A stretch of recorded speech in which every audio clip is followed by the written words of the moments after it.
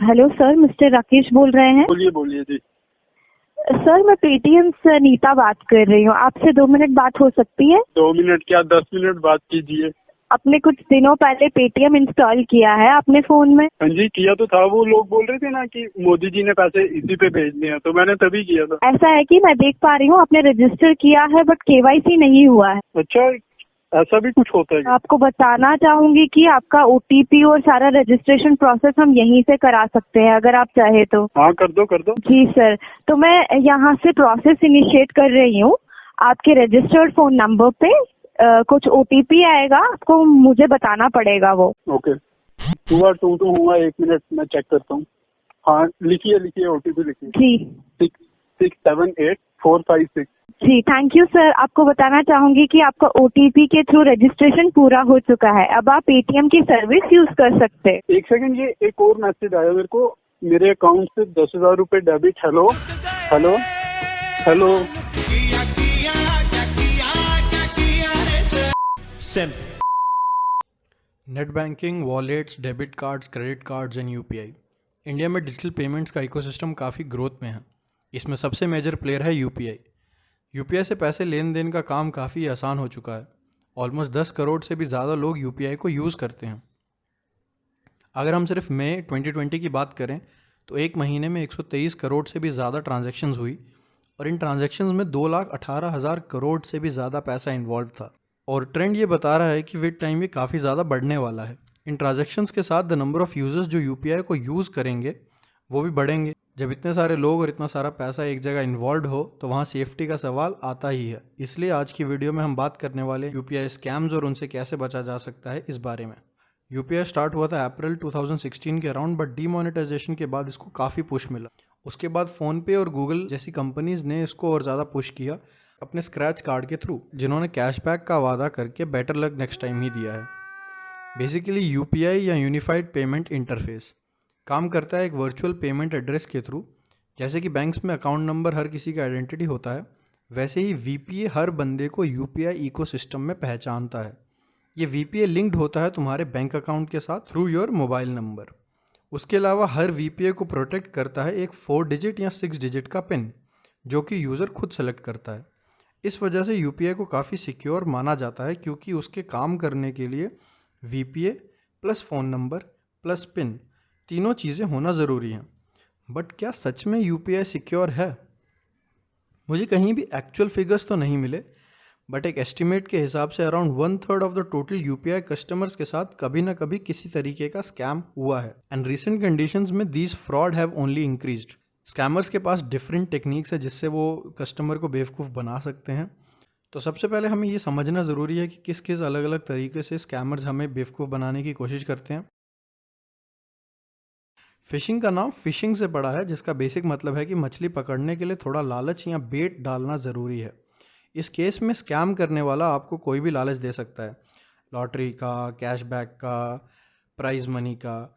और आपको इस प्राइज़ मनी या इस कैशबैक को लेने से पहले वो आपसे कुछ सेंसिटिव इन्फॉर्मेशन मांगेगा, जैसे कि आपकी यूपीआई आईडी या यूपीआई पिन। और लोग खुशी खुशी में अपना सारा इतिहास बता देते हैं। अब इसके बाद पैसे आने से पहले ही बंदा तुम्हारे पैसे लेकर गायब। इससे बचने का सबसे अच्छा तरीका है कि ऐसी स्कीम्स में इन्वॉल्व ना हो, क्योंकि कोई भी कैशबैक देने वाला आपको कॉल नहीं करेगा, डायरेक्टली आपके वॉलेट में आते हैं वो। और लॉटरी की टिकट खरीदे बिना कभी लॉटरी लगती नहीं है। मैलवेयर में बेसिकली होता यह है कि आपके फ़ोन में एक अनवांटेड मलिशियस सॉफ्टवेयर या ऐप इंस्टॉल की जाएगी। ये ऐप किसी भी ईमेल, मैसेज या लिंक के थ्रू इंस्टॉल हो सकती है और आपके फ़ोन का सारा प्राइवेट डेटा वो भेज सकते हैं कहीं भी। इससे भी खतरनाक होता है रिमोट कंट्रोलिंग ऐप्स, जैसे कि एनीडेस्क या टीम व्यूअर, जिसमें स्कैमर आपके फ़ोन को कंट्रोल कर सकता है इंटरनेट के थ्रू और आपके सारे अकाउंट या फ़ोन पे या गूगल पे को एक्सेस कर सकता है। मैलवेयर से बचने का सबसे अच्छा तरीका यह है कि किसी भी लिंक पे क्लिक करने से पहले ध्यान दो कुछ डाउनलोड तो नहीं हो रहा है। अनजान लोगों से आए हुए मैसेज या ईमेल लिंक्स खोलने से पहले थोड़ा ध्यान देना चाहिए और किसी को भी अपने फ़ोन की रिमोट एक्सेस देते वक्त ध्यान रखना चाहिए। अब ये बहुत ही वाइडली यूज टेक्निक है। इसमें जैसे कि नाम से पता चलता है, स्कैमर इम्पर्सोनेट करता है या कोई और होने का नाटक करता है या ढोंग कह सकते हैं इसको। Scammer bank representative, Paytm, RBI या किसी भी एसोसिएशन से होने का नाटक कर सकता है आपसे सेंसिटिव इन्फॉर्मेशन लेने के लिए। आपको फर्दर बिलीव करवाने के लिए वो आपके बारे में कुछ इन्फॉर्मेशन भी बताएगा, जैसे कि आपका आधार कार्ड नंबर या आपने रिसेंटली कौन कौन सी ट्रांजैक्शंस किए, जिससे आपको भरोसा हो जाएगा कि वो बंदा जेन्युइन है। ये जानना बहुत इंपॉर्टेंट है कि ये इन्फॉर्मेशन मिलना जितना आपको लगता है उससे काफ़ी ज़्यादा आसान है। उसके अलावा पर्सन इम्पर्सोनेशन के अलावा वेबसाइट इम्पर्सोनेशन भी होती है, जिसमें एक वेबसाइट या एक ऐप की डुप्लीकेट कॉपी बनाकर कस्टमर से इन्फॉर्मेशन ली जाती है। आप उसको असली ऐप या वेबसाइट समझकर अपनी सेंसिटिव इन्फॉर्मेशन डाल देते हैं और स्कैमर को आपकी आईडी, पासवर्ड या कोई भी प्रोटेक्टेड इन्फॉर्मेशन की एक्सेस मिल जाती है, जिससे वो आपके बैंक अकाउंट को एक्सेस कर सकता है। इससे बचने के लिए पहले तो कोई भी बैंक वाला या कंपनी का रिप्रेजेंटेटिव ओटीपी नहीं मांगेगा या फ़ोन पे कभी भी केवाईसी नहीं होगी। बैंक से कॉल आए तो बैंक वालों के साथ एक बार कंफर्म करवा लेना चाहिए, और किसी और कंपनी से कॉल आए तो उनको अपनी यूपीआई पिन या आईडी बताने की ज़रूरत नहीं होती है। वेबसाइट या ऐप इम्पर्सोनेशन में हमेशा गूगल पे कंपनी का नाम लिखकर जो पहला टॉप लिंक आएगा वहीं से कंपनी की वेबसाइट पे जाना चाहिए। उसके अलावा वेबसाइट के एड्रेस में HTTPS होना ज़रूरी है। HTTPS से वेबसाइट की सिक्योरिटी का पता चलता है। कोई भी ऐप डाउनलोड करने से पहले उस पर नंबर ऑफ़ डाउनलोड्स और उसकी रेटिंग देख लेनी चाहिए। प्ले स्टोर के बाहर से कोई भी ऐप इंस्टॉल नहीं करनी चाहिए। बेसिकली अगर मैं ओवरव्यू दे सकूं कि तुम्हें स्कैम होने से बचने के लिए क्या क्या करना है, तो किसी को भी अपनी OTP, pin, account number, card number, CVV, valid date, ये सब चीज़ें नहीं देनी है। बट इसके बाद भी बहुत बार स्कैमर्स कामयाब हो जाते हैं, आपके अकाउंट से पैसे चले जाते हैं। तो अगर आप या आपकी किसी फैमिली में किसी के साथ स्कैम होता है तो कुछ स्टेप्स को फॉलो करना ज़रूरी है।